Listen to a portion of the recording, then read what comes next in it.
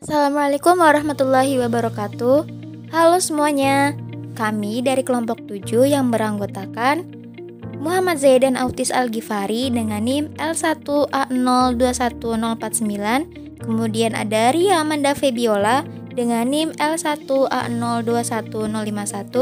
Kemudian ada Lovina Khairunisa dengan NIM L1A021053. Dan yang terakhir ada Nabila Diandra Prakasa dengan NIM L1A021055. Di sini kami akan menjelaskan mengenai video yaitu pencemaran bahan organik, logam berat, serta plastik terhadap hiu. Yuk simak baik-baik videonya. Hiu merupakan predator yang kuat di perairan. Organisme ini memiliki tubuh yang efisien yang dapat memecah turbulensi di dalam air. Hiu sebagai penjaga ekosistem di laut juga bisa sebagai bioindikator dampak pencemaran pada laut. Pencemaran laut telah mengalami peningkatan yang memberikan efek negatif, bahkan kematian bagi biota yang ada di dalam perairan. Karena pencemaran meningkatkan kemampuan racun untuk masuk ke dalam jaring makanan laut yang berakibat terkontaminasi oleh pencemaran seperti logam berat, pencemaran organik, serta plastik yang berbahaya bagi organisme laut. Pencemaran polutan organik persisten atau yang sering dikenal dengan POPS dapat menimbulkan kerusakan ekosistem yang paling besar. Masukan kontaminan ke lingkungan, terutama laut, berasal dari pembakaran terbuka, pembuangan produk yang mengandung PCB atau poliklorinasi bifenil, daur ulang perangkat listrik dan elektronik, atau PCB yang mengandung pigmen yang digunakan dalam cat rumah tangga. Sumber kontaminan PCB menyebabkan kontaminasi lebih tinggi terhadap hiu yang habitatnya dekat dengan daerah pesisir. Kemudian, pencemaran polutan organik persisten juga bisa mentransfer kontaminannya kepada keturunan hiu dengan berbagai jalur terkait reproduksi.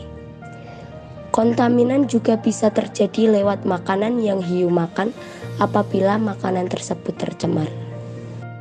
Kontaminasi yang diakibatkan oleh logam merupakan salah satu ancaman yang paling luas serta sering terjadi pada lingkungan, khususnya lingkungan perairan.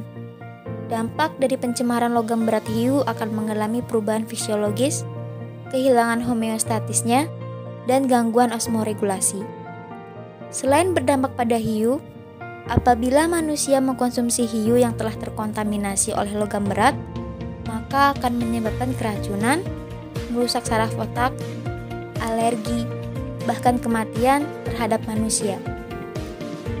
Contoh logam berat yaitu merkuri atau Pb dan timbal atau Hg.